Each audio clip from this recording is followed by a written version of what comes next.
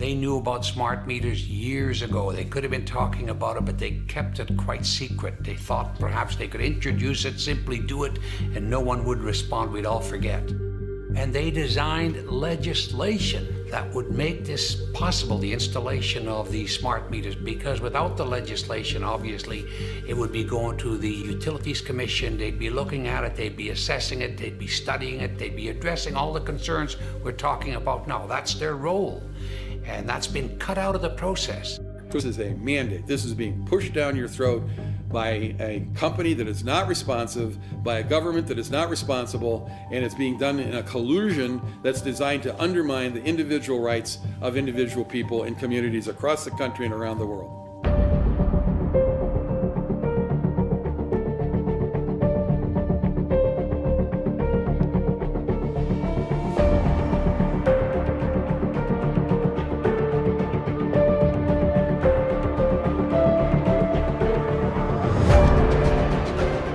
Concern is that smart meters add to this multiple source exposure to radio frequency radiation.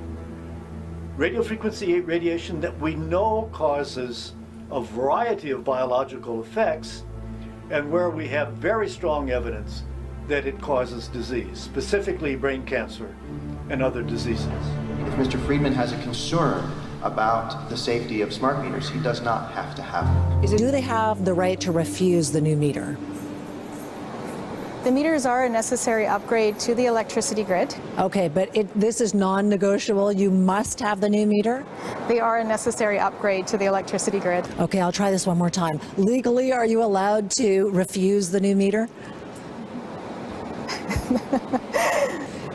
I'm just trying to figure out how best to answer that. Now, I just spoke with Naperville City Manager a few minutes ago, who says the city is within its legal rights to enter private property and install those smart meters. The morning the guy came in to change the meters, this had been shattered. He had taken a deadbolt cutter and cut up our chain and basically pried their door open and walked right in here. And when he left, the chain was laying on the ground and it was broken. The lock was broken also.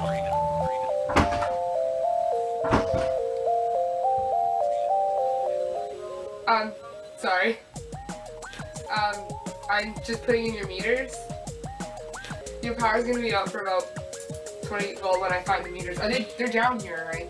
I didn't know that she actually kicked the door in until she left. Because when she left, I came here and I found this on the ground. I was like, wow, she actually kicked the door in.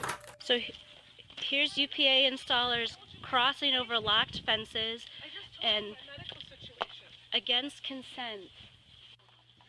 On January 23rd, with premeditated malice and forethought, our city manager, in collusion with our city's administrative police chief, ordered an all-out assault on many of the citizens' personal property by cutting locks, illegally trespassing, threatening tax-paying citizens, mostly women and elderly, and actually arrested two of our stay-at-home moms. Your Honor, the public is free to have whatever concerns it would have. With this smart meter program, we're stepping across the line from democracy to corporatocracy, and that's scary. PUC's decision that by allowing an opt-out, it can duck an obligation to consider the health or the trespass issues?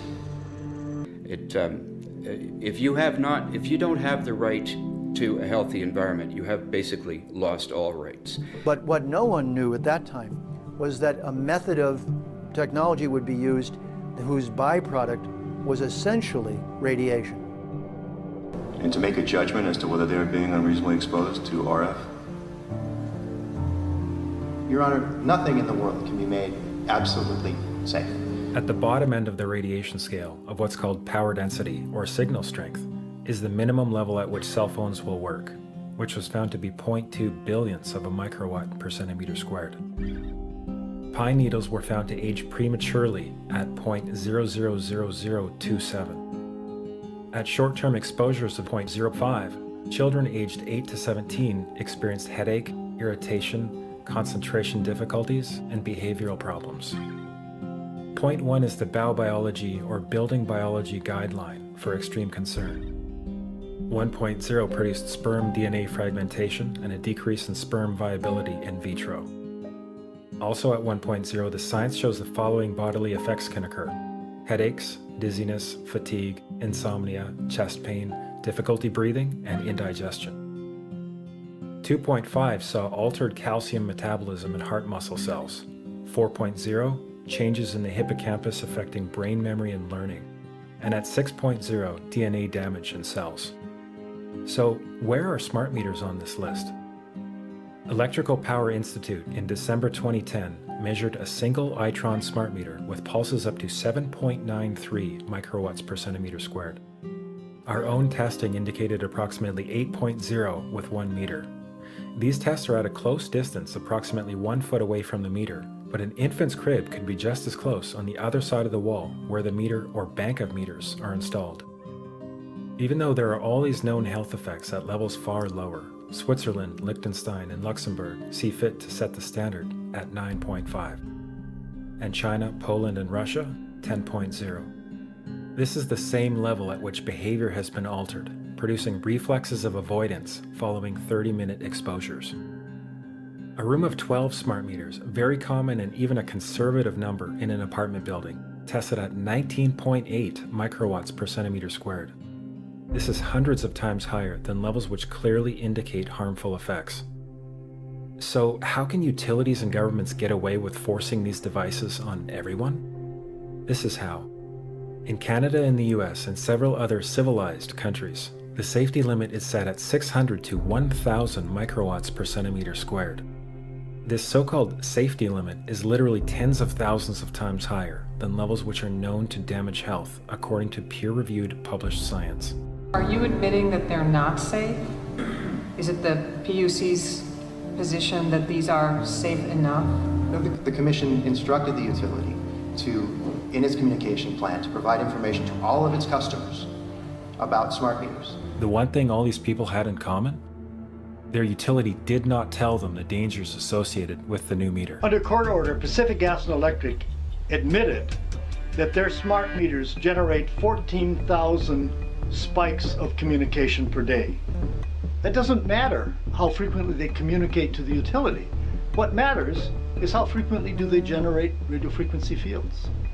And clearly the utilities have been hiding the fact that these smart meters generate these radio frequency fields almost continuously. The definition of a smart grid is a wireless system that will fundamentally turn every single appliance in your home into the equivalent of a transmitting cell phone. That's every computer, every television, every furnace, every air conditioner, every coffee machine, every printer, every single appliance that you have in your house will eventually, in a smart grid, have an antenna that's embedded into it that will transmit your usage data to a smart meter on the outside of your home. There will be aggregate meters that will bounce signal from house to house to house within a neighborhood that will then accumulate all of the usage data that will transmit that to the utility company. Now, what that will do is that the end metering system that is transmitting all of that data will be firing an RF signal at many, many times a second, which will increase the average homeowner's